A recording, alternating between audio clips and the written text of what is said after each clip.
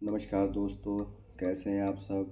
आशा करता हूँ आप सभी चुस्त दुरुस्त मस्त होंगे और अपने जीवन के पलों को एंजॉय कर रहे होंगे तथा लगातार सीख रहे होंगे। मैं Prem, assistant professor, PSMPG college, geography department, Kannauj, आपका स्वागत करता हूँ अपने चैनल लर्न ज्योग्राफी में। दोस्तों, इससे पहले वाले वीडियो में हमने बात की कि वायु राशियाँ क्या होती हैं, उनके उत्पत्ति के लिए आवश्यक दशाएँ कौन सी हैं, वायु राशियों की उत्पत्ति क्षेत्र कौन से हैं तथा वायु राशियों का वर्गीकरण किस प्रकार होता है और उनका मौसम पर क्या प्रभाव पड़ता है। चलिए आज हम इस वीडियो में बात करेंगे वाताग्र के बारे में, यानी फ्रंट क्या होते हैं। चलिए शुरू करते हैं आज का वीडियो और देखते हैं वाताग्र क्या होता है। दो विभिन्न स्वभाव वाली वायु राशियाँ आपको बता दी जा चुकी हैं कि वायु का विस्तृत पुंज जिसकी भौतिक दशाएं यानी तापमान और आर्द्रता संबंधी विशेषताएं समान होती हैं, हमें उसे वायु राशियाँ कहते हैं। तो इसमें अब आगे बताया गया है कि दो भिन्न स्वभाव वाली वायु राशियाँ जैसे ताप, गति, घनत्व, आर्द्रता, दिशा आदि विशेषताओं के संदर्भ में, यानी कि जो वायु राशियाँ होती हैं उनकी जो भौतिक दशाएं होती हैं ये भिन्न होती हैं। कैसी? तापमान उनका भिन्न होता है, गति, घनत्व, आर्द्रता, दिशा आदि उनकी भिन्न होती हैं। तो दो भिन्न स्वभाव वाली वायु राशियों के मिलने से ढलुआ सतह का निर्माण होता है जिसे हम वाताग्रीय फ्रंट कहते हैं। यानी दो विभिन्न वायु राशियों के मध्य की जो ढलुआ सीमा है, ढलुआ सीमा मतलब इसका ढाल ऐसा होता है, ढलुआ सीमा को हम वाताग्र कहते हैं। ठीक है, आगे कुछ विद्वानों ने इसे परिभाषित भी किया है। जैसे पीटरसन महोदय कहते हैं कि वाताग्र सतह अथवा धरातलीय सतह का प्रतिच्छेदन करने वाली एक रेखा है, रेखा को वाताग्र कहते हैं। यानी जो दो वायु राशियों का प्रतिच्छेदन करती है, जैसे एक वायु राशि आपकी ये है, दूसरी आपकी ये है, तो इनके मध्य जो छेदन करने वाली रेखा है उसे वाताग्र कहते हैं। किसने कहा है? पीटरसन महोदय ने कहा है। ठीक है, इसके बाद वायु राशि को ट्रिवाल्था महोदय भी परिभाषित करते हुए कहते हैं कि वे राशियाँ या विभिन्न स्वभाव वाली, यहाँ पे विभिन्न स्वभाव वाली होगा, विभिन्न स्वभाव वाली वायु ढलुआ सीमा पृष्ठ जो विपरीत स्वभाव राशियों को अलग करती है उसे उस आसातन्य पृष्ठ अथवा वाताग्र कहलाते हैं। यानी कि वाताग्र का दूसरा नाम क्या है? आसातन्य पृष्ठ भी कहते हैं इसे। ठीक है, अब आगे देखते हैं। दो भिन्न स्वभाव की वायु राशियाँ आपस में मिलकर एक संक्रमणीय क्षेत्र का निर्माण करती हैं। ठीक है, आपको तीन शब्द मिल गए, आसातन्य, वाताग्र और संक्रमणीय क्षेत्र। ठीक है, का निर्माण करती हैं जिसे आप वाताग्र कहते हैं। ठीक है, अब आगे और है आपका दिया हुआ है कि जहाँ दोनों वायु राशियों की विशेषताएं पाई जाती हैं ऐसे संक्रमणीय क्षेत्र को वाताग्र प्रदेश कहते हैं। यानी कि वाताग्र प्रदेश क्या होता है? उसमें आपकी जो विभिन्न स्वभाव वाली वायु राशियाँ, विभिन्न स्वभाव मतलब जो एक गर्म वायु राशि है और एक ठंडी वायु राशि है, तो एक क्षेत्र पर उन दोनों की विशेषताएं जब मिलती हैं तो उसे वाताग्र प्रदेश या संक्रमण क्षेत्र कहते हैं। ठीक है, आगे डायग्राम में दिखाया गया है कि वायु राशियाँ क्या होती हैं, इसमें आप देख सकते हैं और पता कर सकते हैं। जैसे आपकी ये कोल्ड एयर मास है, ठीक है, ये वार्म यानी कि गर्म वायु राशि, ये ठंडी वायु राशि है। इनके मध्य का जो ये आपका क्षेत्र दिखाई दे रहा है, ये ढलुआ सीमा है, इसी को हम वाताग्र कहते हैं। ठीक है, और संक्रमणीय क्षेत्र आपका कौन सा है? जिसमें ठंडी और गर्म वायु राशि दोनों की विशेषताएं मिलती हैं, उसे हम वाताग्र कहते हैं। ठीक है मित्रों, इसके बाद हम आगे देखते हैं कि वाताग्र मुख्यतः मध्य अक्षांश में बनते हैं।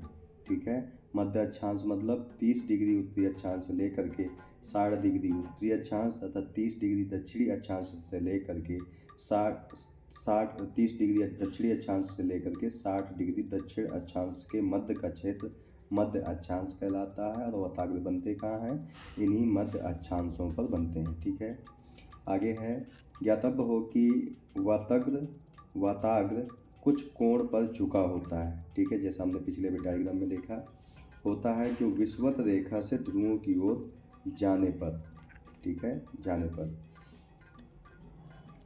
पर बढ़ता जाता है। यानी कि वताग्र के मध्य का जो क्षेत्र होता है वो ढलुआ होता है यानी झुका होता है, और जैसे जैसे आप भूमध्य रेखा से ध्रुवों की ओर बढ़ते हैं उसका ढाल बढ़ता जाता है। ठीक है, ऐसा इसलिए होता है क्योंकि वताग्र का ढाल पृथ्वी की अक्षीय गति पर आधारित होता है। उसने कारण भी बता दिया है कि भूमध्य रेखा से ध्रुवों की ओर जाने पर जो वताग्र का जो झुकाव है यानी झुकाव जो कोण है वो बढ़ता जाता है। क्यों? क्योंकि पृथ्वी का जो वताग्र का जो ढाल है वो पृथ्वी के अक्षीय गति पर आधारित होता है। पृथ्वी की अक्षीय गति का मतलब है पश्चिम से पूर्व दिशा में जो पृथ्वी गति कर रही है उसे हम अक्षीय गति कहते हैं। ठीक है मित्रों, आगे देखते हैं। भूमध्य रेखा पर वताग्र का ढाल लगभग 0 होता है। ठीक है, यानी कि वताग्र जो आपका भूमध्य रेखा है वहाँ पर एक तो वताग्र बनते नहीं, भूमध्य रेखा पर वताग्र का निर्माण नहीं होता है, ये मध्य अक्षांश पर बनता है। लेकिन भूमध्य रेखा पर वताग्र का ढाल कैसा होता है? लगभग 0 होता है। वताग्र हमेशा वहाँ बनते हैं जहाँ वायु राशियों के तापमान में सबसे अधिक अंतर पाया जाता है। ठीक है, वहाँ पर वताग्र बनते हैं। आगे देखते हैं। वताग्र हमेशा अल्प वायुदाब द्रोणियों में स्थित होते हैं, यानी कि वताग्र जहाँ बनेंगे वहाँ पर कैसा वायुदाब होगा? अल्प होगा, यानी कि निम्न वायुदाब होगा वहाँ पर। ठीक है, आगे देखते हैं। इस तरह जो विकसित वताग्र के प्रमुख लक्षण होते हैं कुछ। ठीक है, वो लक्षण हम देख लेते हैं। वो लक्षण कौन से हैं, यानी कि विशेषताएं कह सकते हैं आपकी वताग्र की विशेषताएं। वताग्र एक रेखा में नहीं होते, ठीक है, बल्कि 3 मील से 50 मील तक चौड़े होते हैं। ठीक है, ऐसा नहीं है कि एक वायु राशि आपकी गर्म है, ये ठंडी है, तो इसके जो मध्य का क्षेत्र होगा वो एक रेखा में होंगे, ऐसा नहीं होता। कितना हो सकता है? 3 मील से 50 मील तक। और आपको पता है 1 मील बराबर होता है 1600 मीटर। ठीक है, ये मील होता है, नॉटिकल मील में बात करेंगे तो 1800 मीटर होता है। 1 मील बराबर 1800 मीटर। ठीक है, आगे देखते हैं। वताग्र में 50 से 80 किलोमीटर प्रति घंटा की गति पाई जाती है, यानी वताग्रों की गति कितनी है? 50 से 80 किलोमीटर प्रति घंटा। आगे देखते हैं। वताग्र ऊर्ध्वाधर रूप में गतिशील होते हैं, यानी कि ऊर्ध्वाधर का मतलब होता है लंबवत, ऐसे ही गतिशील होते हैं। यानी कि जैसे ये वताग्र है तो ये इसी तरीके से गतिशील होता है। ठीक है, क्षैतिज गतिशील नहीं होता है ये। ठीक है, वताग्र प्रायः धरातल से 300 मीटर से अधिक ऊंचाई पर नहीं बनते हैं। ठीक है, 3000 मीटर, यानी वताग्र धरातल से 3000 मीटर से नीचे ऊंचाई पर ही बनते हैं। ठीक है, आगे देखते हैं। जब वताग्र के गुण नष्ट हो जाते हैं तब वताग्रों की भी समाप्ति हो जाती है। ठीक है, वताग्र नष्ट कब हो जाते हैं? जब उनकी विशेषता यानी गुण नष्ट हो जाते हैं तो वो फिर नष्ट हो जाते हैं। ठीक है, आगे देखते हैं। वताग्र की अवस्थाएं। ये क्वेश्चन आपसे मित्रों बनता है कि वताग्र की कितनी अवस्थाएं हैं, तो वताग्र को हम देखते हैं कितनी अवस्थाएं हैं। वताग्र की उत्पत्ति एवं विकास की 6 अवस्थाएं हैं। ठीक है, वो भी हम देखेंगे 6 अवस्थाएं कौन सी हैं। यह 6 अवस्थाएं शीतोष्ण कटिबंधीय चक्रवात की उत्पत्ति की भी अवस्थाएं होती हैं। आगे हम चक्रवातों के बारे में भी पढ़ेंगे, तो यहाँ पे कह रहा है कि शीतोष्ण कटिबंधीय चक्रवात की भी 6 अवस्थाएं होती हैं। ठीक है, इस संदर्भ में ध्रुवीय वताग्र सिद्धांत दिया गया। ठीक है, यानी कि शीतोष्ण कटिबंधीय चक्रवातों की उत्पत्ति से संबंधित ध्रुवीय वताग्र सिद्धांत दिया गया। ठीक है, अंतिम अवस्था में वताग्र की समाप्ति हो जाती है। वताग्रों की समाप्त होने को वताग्र का क्षय कहते हैं। वताग्र जब नष्ट हो जाते हैं या क्षय हो जाता है उनका, तो क्या कहते हैं? वताग्र क्षय कहते हैं उसे। ठीक है, अब हम देख लेते हैं यहाँ पर कि जो वताग्र की 6 अवस्थाएं होती हैं वो। अब जो वताग्र की जो 6 अवस्थाएं हैं उनमें जो पहली अवस्था है ये रही। इसमें आप देख सकते हैं कि F का मतलब है वताग्र यानी फ्रंट, C का मतलब है कोल्ड वायु राशि और H का मतलब है हॉट यानी कि गर्म वायु राशि। ठीक है, तो जब ठंडी और गर्म वायु राशियाँ आमने सामने होती हैं तो इसे हम कहते हैं सामान्य अवस्था होती है। ठीक है, ये आपकी दूसरी अवस्था है। दूसरी अवस्था में जो गर्म वायु राशि आपकी जो हॉट है ये ठंडे प्रदेश में घुसने का प्रयास करती है, ठीक है, जिससे आपके लहरनुमा आकृति का निर्माण होता है। ये दूसरी अवस्था है, ठीक है। इस तरफ आपका शीत वताग्र होता है, यानी कि हम इसे कह सकते हैं कोल्ड फ्रंट होता है। ये आपका वार्म फ्रंट होता है इस तरफ, ठीक है। इसके बाद तीसरी अवस्था है। तीसरी अवस्था में जो गर्म वायु राशि है उनकी तीव्रता और बढ़ जाती है, ठीक है, जिससे जो ठंडी वायु राशियाँ हैं वो गर्म वायु राशि प्रदेश में आने का प्रयास कर रही हैं। ये आप देख सकते हैं इस चित्र के माध्यम से। ये आपकी ठंडी वायु राशि गर्म प्रदेश में आने का प्रयास कर रही है, जबकि गर्म वायु राशि ठंडे प्रदेश में जाने का प्रयास कर रही है। ये आपकी 3 अवस्थाएं हो गई, ठीक है। आगे की 3 अवस्थाएं और देखते हैं क्या होगी, ठीक है। आगे पिछली 3 अवस्थाओं के बाद चौथी अवस्था आपकी ये है। इसमें आप देख सकते हैं कि जो गर्म वायु राशि है वह और तीव्र हो गई है और ठंडी वायु राशि भी अधिक तीव्र हो गई है, जिससे क्या हुआ है, ठंडी वायु राशि गर्म वायु राशि में प्रदेश में घुस चुकी है और गर्म वायु राशि ठंडे प्रदेश में जाने का प्रयास कर रही है। 5वीं अवस्था में देख सकते हैं आप कि पूर्णतः शीतोष्णकटिबंधीय चक्रवात का निर्माण हो चुका है, ठीक है।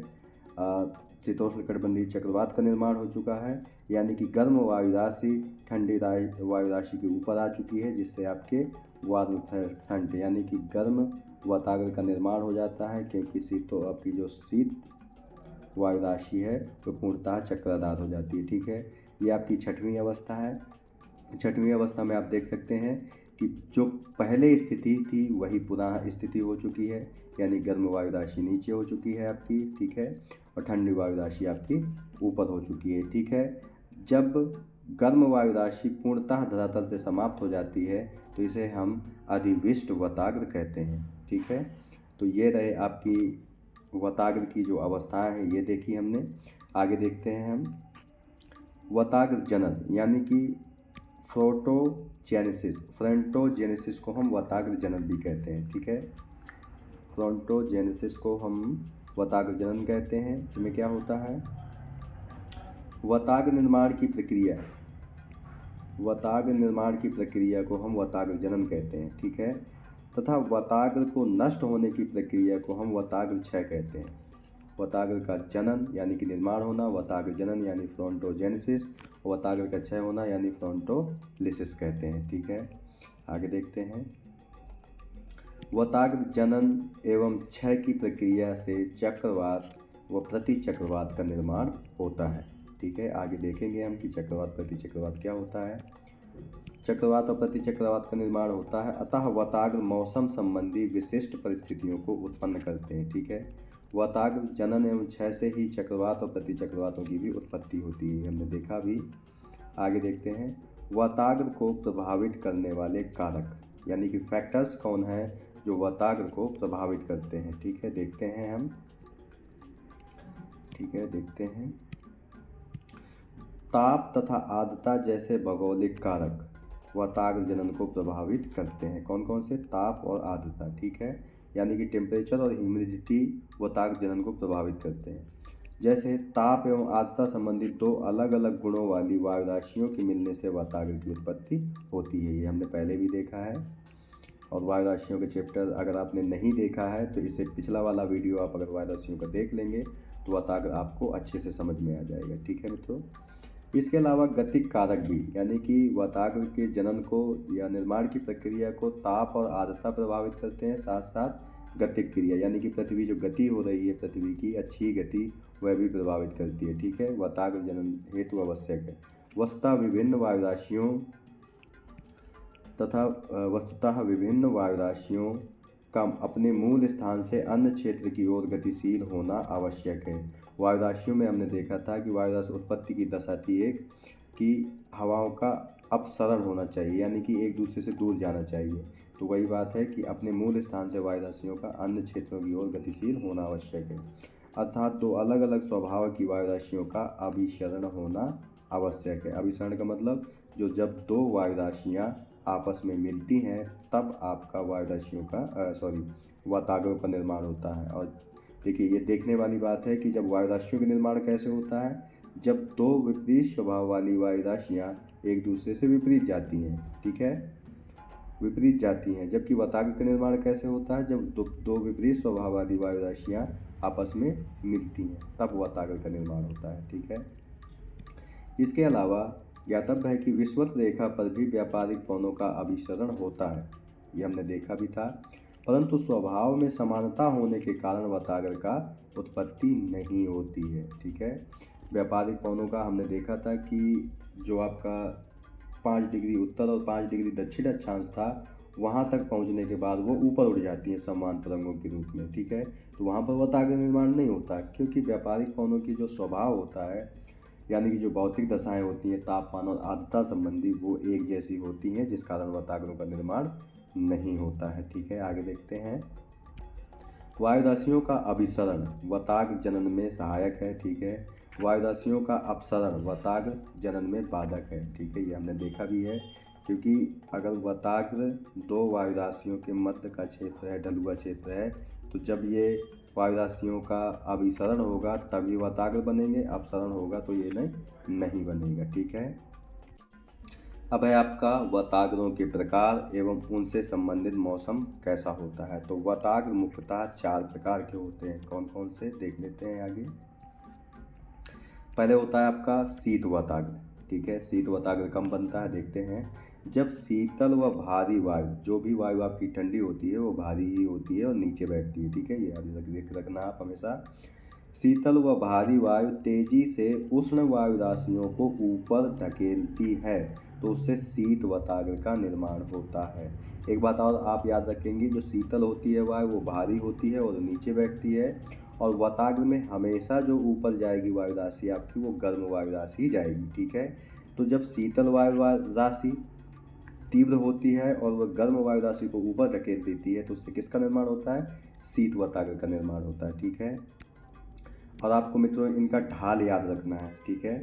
शीत वताग्र जब ऊपर उठा देगी तो मध्य अक्षांशों में शीत वताग्र का जो ढाल होता है वो 1:25 से लेकर के 1:100 तक होता है। यानी इनका ढाल कैसा होता है, तीव्र होता है, ऐसा होता है। ठीक है। अब देखते हैं मौसम कैसा होता है। मौसम कैसा होता है देख लेते हैं। क्योंकि शीत वताग्र का ढाल अधिक होता है, ठीक है, जो अभी हमने देखा कितना होता है, 1:25 से 1:100 तक होता है। ढाल अधिक होता है, इसलिए थोड़े समय में तीव्र वर्षा होती है। ठीक है। तीव्र वर्षा होती है। इससे अधिक समय तक रुकने पर तरित झंझा भी बन जाते हैं। यानी मौसम कैसा होगा आपका, थोड़े समय में ज़्यादा वर्षा और इससे तरित झंझा भी बनते हैं जब एक अधिक समय तक वताग्र रुकता है। ठीक है। ज्ञातव्य है कि इसके तेज़ी से आगे बढ़ जाने पर मौसम काफ़ी जल्दी साफ हो जाता है। यानी कम समय में तेज़ी से वर्षा, तरित झंझा बन जाते हैं और जल्दी ही साफ हो जाता है। ठीक है। ये वही है कि जो गरजता है, जो तेज़ी से गरजता है वो जल्दी से बरसता है। ठीक है। ये कह सकते हैं कि जो जल्दी बरसता है वो जल्दी से समाप्त भी हो जाता है। ठीक है। आप इस चित्र के माध्यम से शीत वताग्र को देख सकते हैं। ये आपकी विंड है यानी हवा है। ठीक है। ये आपकी ठंडी वायु राशि है, ये गर्म वायु राशि है। ठंडी वायु राशि तीव्रता से गर्म वायु राशि को ऊपर उठा देती है। ठीक है। जिससे कम समय में अधिक बारिश होती है और जल्दी ही मौसम साफ हो जाता है। इसका ढाल कितना होता है, 1:25 से 1:100 तक होता है। यानी इनका ढाल कैसा होता है, तीव्र होता है। ठीक है। आगे देखते हैं हम उष्ण वताग्र। अगर शीत वताग्र में शीत वायु तीव्र थी, तो इसमें जब गर्म वायु राशि तेजी से ठंडी वायु राशियों के ऊपर स्थापित होती है तो उसे उष्ण वताग्र कहते हैं। यानी उष्ण वताग्र में अब गर्म वायु राशि तेजी से शीत वायु राशि के ऊपर चढ़ती है। ठीक है। इसमें आगे देखते हैं। और ये भी मध्य अक्षांशों में, क्योंकि वताग्र तो मध्य अक्षांश में ही बनते हैं, तो दोनों बनते हैं। ठीक है। तो उष्ण वताग्र की जो ढाल होती है वो 1:100 से 400 होती है। यानी इसका ढाल, शीत वताग्र कैसा था, तीव्र ढाल था, लेकिन अब इसका ढाल कैसा होता है, ये जेंटल होता है, यानी कम ढाल होता है। अगर कम ढाल होगा तो जाहिर सी बात है वताग्र का ढाल हल्का होने के कारण वर्षा धीमी लेकिन लंबे समय तक होती है। जबकि उस शीत वताग्र में क्या था, कम समय में तीव्रता से हो रही थी, लेकिन इसमें अधिक समय में यानी धीरे धीरे लंबे समय में होती है। ठीक है। आगे देखते हैं। उष्ण वताग्र में बादलों का प्रकार कई बार बदलता है, ठीक है। यानी कि बादलों का जो प्रकार है कई बार बदलता है। जैसे आपका पछाव मेघ, पछाव स्तरीय मेघ तथा उच्च स्तरीय मेघों का निर्माण होता है। यानी कि अब इस आपके उष्ण वताग्र से पछाव मेघ, पछाव स्तरीय मेघ व उच्च स्तरीय मेघ यानी ऊंचे बादलों का निर्माण होता है, ऊंचे ऊंचाई वाले बादलों में, ठीक है। इस डायग्राम में आप देख सकते हैं कि इसमें आपकी देख सकते हैं कि गर्म वायु राशि आपकी तीव्र है, ठीक है, और वह शीत वायु राशि के ऊपर चढ़ने का प्रयास करती है। और जब कोई चीज़ चढ़ने का प्रयास करती है तो धीरे धीरे ही चढ़ती है, जिससे इसका क्या है, देखिए ढाल आपका जेंटल होता है, यानी कि 1:100 से लेकर के 1:400 तक होता है। चूँकि ढाल अब आपका जेंटल है तो जो गर्म वायु राशि वो धीरे धीरे ऊपर चढ़ती है, तो धीरे धीरे वर्षा करती है और लंबे समय तक वर्षा करती है, ठीक है। ये आपको याद रखना है। इसके बाद हम आगे देखते हैं। अब आपका है अधिविष्ट वताग्र यानी कि ओक्लूडेड फ्रंट, ठीक है। ये क्या होता है देखते हैं। जब शीत वताग्र उष्ण वताग्र से मिल जाता है, ठीक है, तथा गर्म वायु राशि का सतह संपर्क से समाप्त हो जाता है, ये आपको याद रखना है। जब गर्म वायु राशि और शीत वायु राशि आपस में मिल जाती हैं तो गर्म वायु राशि का जो सतह से संपर्क है वो समाप्त हो जाता है, तो इससे जिस वताग्र का निर्माण होता है उसे अधिविष्ट वताग्र कहते हैं, ठीक है। इसमें मौसम कैसा होता है, इसमें दोनों का मिला जुला रूप होगा, ठीक है। इसमें शीत और उष्ण दोनों वताग्र के लक्षण पाए जाते हैं, ठीक है। इसमें आप देख सकते हैं शीत वताग्र, इसमें अधिविष्ट वताग्र को दिखाया गया है कि आपकी ठंडी वायु राशि है, ये भी ठंडी वायु राशि है, यानी कि गर्म वायु राशि का सतह से संपर्क क्या हुआ है, समाप्त हो चुका है, क्योंकि गर्म वायु राशि आपकी ऊपर हो चुकी है, ठीक है। तो यही आप परिभाषा में हमने देखा कि जब गर्म वायु राशि का संपर्क सतह से समाप्त हो जाता है और ठंडी वायु राशि का पूर्णतः बोलबाला हो जाता है तो उसे जिस वताग्र का निर्माण होता है उसे हम अधिविष्ट वताग्र कहते हैं, ठीक है। इसके बाद है आपका स्थायी वताग्र, ठीक है, चौथा प्रकार है स्टेशनरी फ्रंट, ठीक है। स्थायी वताग्र में दो विपरीत स्वभाव की वायु राशियाँ एक दूसरे के समानांतर चलती हैं, ठीक है, जिसमें कोई भी वायु ऊपर नहीं उठती तथा इस प्रकार की स्थायी वताग्र का निर्माण होता है, ठीक है। जैसे हमने वताग्र की अवस्थाओं में पहले ही देखा था कि आपकी ठंडी वायु राशि ऊपर थी, फिर इसके बाद वताग्र था और इसके बाद गर्म वायु राशि थी। तो ये कैसा वताग्र है आपका, स्थायी वताग्र है, ठीक है। ये आपको दिखाया गया है स्थायी वताग्र, यानी कि इसमें ना तो कोई वायु राशि ऊपर उठती है ना नीचे बैठती है, ठीक है। ये एक दूसरे के समानांतर है, ये आपकी शीत वायु राशि है, ये आपकी गर्म वायु राशि है, और ये आपका वताग्र बन रहा है, ठीक है। तो ये आपके वताग्र के 4 प्रकार हो गए, ठीक है, और इसमें चक्रवातों का निर्माण नहीं होता है, ठीक है। आगे देखते हैं हम वताग्र प्रदेश। दो भिन्न स्वभाव की वायु राशियों के मिलने पर जो संक्रमण क्षेत्र बनता है उसे वताग्र प्रदेश कहते हैं, ठीक है। वताग्र प्रदेश क्या है, संक्रमण क्षेत्र है, दो वायु राशियों के मिलने से जो बनता है, ठीक है। विश्व में कुछ वताग्र प्रदेश भी पाए जाते हैं, वो कितने हैं, विश्व में 3 वताग्र प्रदेश पाए जाते हैं। पहला आपका आर्कटिक वताग्र प्रदेश, ठीक है। आपको आर्कटिक याद रखना है कि जो आपका उत्तरी ध्रुव है उसके आसपास का क्षेत्र है आर्कटिक प्रदेश है, जो आपका दक्षिणी ध्रुव है उसके आसपास का क्षेत्र आपका अंटार्कटिक प्रदेश कहते हैं, ठीक है। ये आपको याद रखना है, ठीक है। तो विश्व में जो वताग्र प्रदेश है कौन से हैं, आर्कटिक वताग्र प्रदेश। आर्कटिक वताग्र महाद्वीपीय हवाओं तथा ध्रुवीय सागरीय हवाओं के मिलने से बनते हैं। किससे बन रहे हैं ये, महाद्वीपीय हवाओं वायु राशि, महाद्वीपीय हवाएं ज़्यादातर गर्मी होती हैं, ठीक है, और ध्रुवीय सागरीय हवाएं यानी कि शीत वायु राशि के मिलने से बनते हैं, ठीक है। और ये वताग्र अधिक सक्रिय नहीं होते, ठीक है। ऐसा इसलिए होता है क्योंकि यहाँ मिलने वाली वायु राशियों के तापमान में बहुत कम अंतर होता है, यानी लगभग दोनों ठंडी ही होती हैं, इसलिए इनमें सक्रियता नहीं होती। इनका विस्तार मुख्यतः यूरेशिया यानी यूरोप और एशिया, ठीक है, उत्तरी अमेरिका के भागों में होता है, ठीक है। इसके बाद आगे देखते हैं। अगला है आपका ध्रुवीय वताग्र प्रदेश, पोलर फ्रंटल जोन, ठीक है। इसे देखते हैं। इस वताग्र प्रदेश का निर्माण दोनों गोलार्धों में मध्य अक्षांश यानी कि यहाँ 46 नहीं होगा, 60 होगा यहाँ पे, ठीक है। इन वाताग्र प्रदेशों का निर्माण दोनों गोलार्धों में 30 से 60 डिग्री अक्षांशों पर होता है, ठीक है। वस्तुतः इनका निर्माण ध्रुवीय ठंडी वायुराशि तथा उष्णकटिबंधीय गर्म वायुराशि के मिलने से होता है, ठीक है। इनका निर्माण ध्रुवीय ठंडी वायुराशि और उष्णकटिबंधीय गर्म वायुराशि के मिलने से होता है, ठीक है। ये ग्रीष्म ऋतु की अपेक्षा शीत ऋतु में अधिक सक्रिय होते हैं, ठीक है। ध्रुवीय वताग्र शीत ऋतु में अधिक सक्रिय होते हैं। उत्तरी प्रशांत महासागर तथा उत्तरी अटलांटिक महासागर में इनका अधिक विस्तार पाया जाता है, ठीक है। इसके बाद है आपका अंतः उष्णकटिबंधीय वताग्र प्रदेश, इंटर ट्रॉपिकल फ्रंटल जोन, ठीक है। ये आपका है। इन प्रदेशों का विस्तार विषुवत रेखीय निम्न वायुदाब पेटी में होता है, ठीक है। कहाँ पर? विषुवत रेखीय निम्न वायुदाब पेटियाँ। वायुदाब पेटियाँ हमने पढ़ रखी हैं। अगर आपने वायुदाब वाला वीडियो नहीं देखा है तो उसे जाकर के आप देख सकते हैं प्ले लिस्ट पर जाकर के, ठीक है। तो इनका निर्माण विषुवत रेखीय निम्न वायुदाब पेटी में हो रहा है। इनका निर्माण निम्न दाब पर उत्तर पूर्वी एवं दक्षिण पूर्वी व्यापारिक पवनों से मिलने से होता है, ठीक है। व्यापारिक पवनें भी हमने पढ़ी हैं। उत्तर पूर्वी पवन आपकी ऐसी चलती है, दक्षिण पूर्वी पवन ऐसे चलती है। तो ये दोनों पवनें जब मिलती हैं तो इससे एक वताग्र का निर्माण होता है, जिसमें विषुवत रेखीय वताग्र कहते हैं, ठीक है। व्यापारिक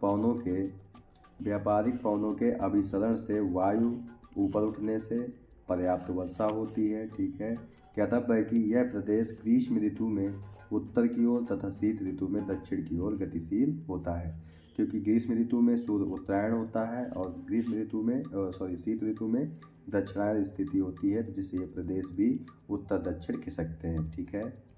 इसके बाद हम देखते हैं मित्रों, ये मित्रों आपके वताग्र से संबंधित वीडियो रहा, जिसमें हमने देखा कि वताग्र क्या होता है, ये कितने प्रकार का होता है, वताग्र की अवस्थाएं कौन कौन सी हैं और वताग्र के प्रदेश कौन कौन से हैं, उससे संबंधित मौसम कौन सा है, ठीक है। ये सब चीज़ें हमने इस वीडियो में देखी।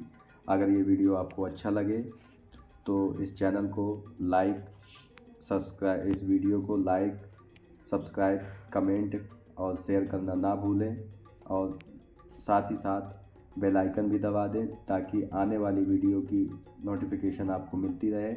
और इस चैप्टर को देखने के बाद अगर कोई आपकी क्वेरी है या आपको कोई प्रश्न पूछना है तो कमेंट बॉक्स में आप लिख कर के डाल सकते हैं, मैं आपके क्वेश्चन का आंसर ज़रूर दूंगा।